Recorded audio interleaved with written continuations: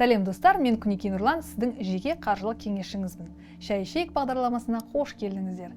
Бүгін біз бір қарағанда қарама-қайшы, бірақ өмірде ажырамас екі дүниені талқылаймыз. Қаржы және денсаулық. Бұл екеуі бір-бірін жақсы көреді. Біреуі болмаса, екіншісінің де берекесі кетеді. Денсаулық болмаса, ақша таба алмайсың. Ақша болмаса, денсаулықты сақтай алмайсың. Демек, олар өмірлік дуэт. Бас демеушіміз халық иншуранс. Олар өмірің тыныш болсын десең, алдын ала сақтан дейді. Ал енді бірінші ереже. Денсаулық ең үлкен байлық. Адам ауырса, ақша керек. Ақша керек болса, жұмыс істеу керек. Жұмыс істеу үшін денсаулық керек. Бәрі айналып келіп сол денсаулыққа тіреледі. Бір операция 500 мың теңгеден басталады. Ал сол операция кезінде 3 мың теңгеге дәрі алмаудан басталған. Дәрігерге қаралмаудан, спорт, тамақты дұрыстамағаннан басталған. Екінші ереже. Медициналық шығындарға жеке бюджет болсын. Адамдар дәрігерге тек ауырғанда барады. Сосын кешігіп барған үшін көп төлейді. Жоспарлы түрде жылына 1 рет чекапқа барыңыз. Жылына 2 рет тіс дәрігеріне көрініңіз. Көз, анализ, дәрумен деңгейі бәрін алдын ала тексеріңіз. Ай сайын 10 мың теңге жинасаңыз, жыл соңына дейін толық тексеруге де ақша жетеді. Үшінші ереже. Тамақ пен спорт шығын емес инвестиция. Фастфуд лезде қуантады, бірақ артынан асқазанды жылатады. Сапалы тамақ энергия, иммунитет, өнімділік.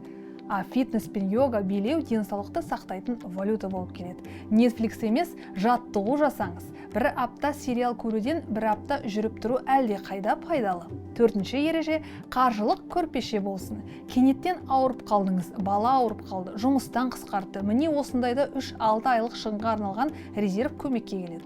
Ол ақшаны тойға, туған күнге, шопингке жұмсамаймыз. Ол тек күтпеген жағдайларға арналған. Бесінші ереже, медициналық сақтандыру. Медициналық сақтандыруды сіз тегін мемлекет тарапынан ОСМС мәмістен ала аласыз, және де халық иншуранс сияқты компанияларының полисін сатып алып қолдана аласыз. Алтыншы ереже, эмоционалды денсаулық. Күйзеліс адамды ақшасыз қалдырады. Стресс болса, сен шопинг жасағың кеп тұрады. Көңіл күйің болмаса, кофеға барғың кеп тұрады. Ұрысып қалсаң, барып аяқ киім аласың. Осының бәрі қосымша шығыс, ақша. Сондықтан эмоцияны басқару, қаржыны басқару. Жетінші ереже. Денсаулық тек өзіңіз үшін емес. Сіз отбасы асыраушысыз. Ауырып қалсаңыз, жоспар бұзылады. Сондықтан өзіңізге қарау, жауапкершілік. Денсаулық және қаржыны айтқан кезде, біріншіден біз қор туралы айтуымыз керек. Кез келген жеке қаржының өзінің, жеке қаржы, отбасылық қаржының өзінің қоры болады. Күтпеген жағдайда туындаған шығындарды жабу үшін. Сол қордың 5 немесе 10% денсаулыққа бағытталу керек. Яғни, бұл біздің денсаулық қоры. Денсаулық қоры қалай құралады? Біріншіден, сіз оны жоспарлы қор ретінде қарастырасыз. Біз алдыңғы видеода шәйшікте айтып кеткендей, жоспарлы қор біздің жылдық, мерзімдік қаржылық жоспарымыздың аясында арнайы бағытталған шығындардың жиынтығы.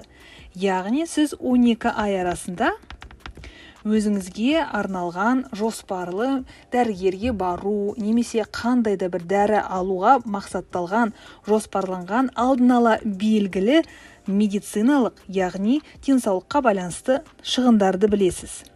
Сол шығындарға арналған ақша қаражатын, ақшаны жұмсайсыз.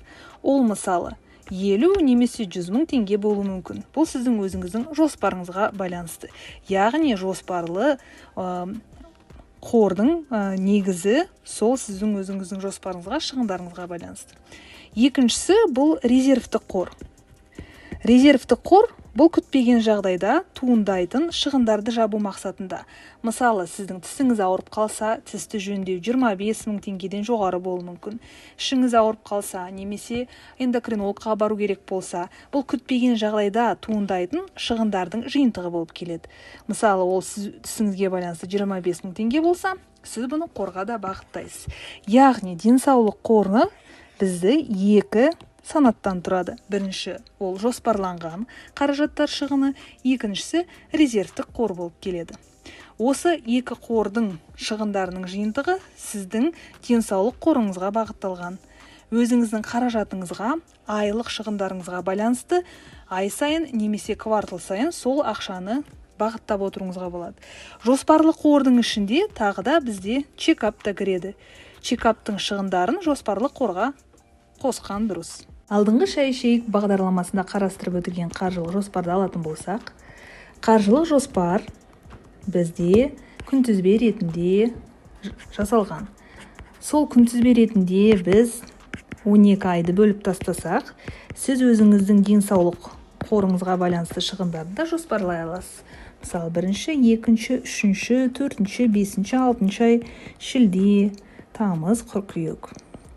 Ал енді мысалы, сіз маусым айында чекап жасағыңыз келеді. Чекаптың бағасы 150 000 теңге болсын. Сіз өзіңіздің бір клиникаға барғыңыз келеді, арнайы мемлекеттік емес, немесе мемлекеттік бола тұра сіз қосымша шығындарды жоспарлап қойдыңыз. Сол 150 000 теңге.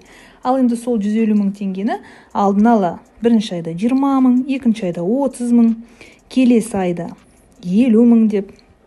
Бір айда сіз ақшаға мүмкіндігіңіз болмауы мүмкін, өзіңіздің қаржыңызды ұйымдастыру, басқару барысында. Және де 5-ші айда 50 000 теңге ақшаны алдын ала жоспарлап бөліп отырсаңыз, сіз оп-оңай 6-ші айға дейін 150 000 теңгені жинап алуыңызға болады. Бұл дегеніміз әрбір айды қарастырып, өзіңіздің жеке қаржыңыздың мүмкіндігін талдап қана қор жинау. Мүмкін сіздің жоспарыңызға байланысты сіз 9 ай жинауыңыз керек шығар, немесе 3 ай. Бірақ осы қаржылық жоспар инструментті қолдана тұра, өзіңізге байланысты денсаулық қорды жинап аласыз. Бұл дегеніміз сіздің жоспарлау, ақша қаражатын ұйымдастыру дағдыңызды дамытады. Қаржылық жоспар аясында сіз денсаулық қор жинауға мүмкіндігіңіз болмаса, мысалы сіз спортшы болсаңыз, марафонға қатысып жүрсеңіз, бірақ күтпеген жағдайда өзіңіздің денсаулығыңыз нашарлап кетсе, немесе емдеуге шығындар туындауы мүмкін, күтпеген жағдай туындағанда сіздің денсаулық қорыңыз болмауы мүмкін. Мысалы, сіз жүгіруді маусым немесе сәуір айында жоспарласаңыз, бірақ денсаулық қорды жинауға мүмкіндігіңіз болмаса, сіз сақтандыру өнімдерін қарастыра аласыз. Біздің бас демеушіміз халық сақтандыру компаниясының бірнеше өнімдері бар. Соның біріншісі бұл жарысқа қатысушыларды сақтандыру, жазатайым оқиғалардан сақтандыру және қауырт аурулардан сақтандыру полистері, сақтандыру өнімдері. Мысалы, жарысқа қатысушылардың сақтандыру өнімінде сіз өзіңіздің жарақат алған жағдайда сақтандыру, емдеуге арналған шығыстардың өтемақысын 1 миллион теңгеге дейін жаба аласыз. Полистің құны небәрі 1000 теңге.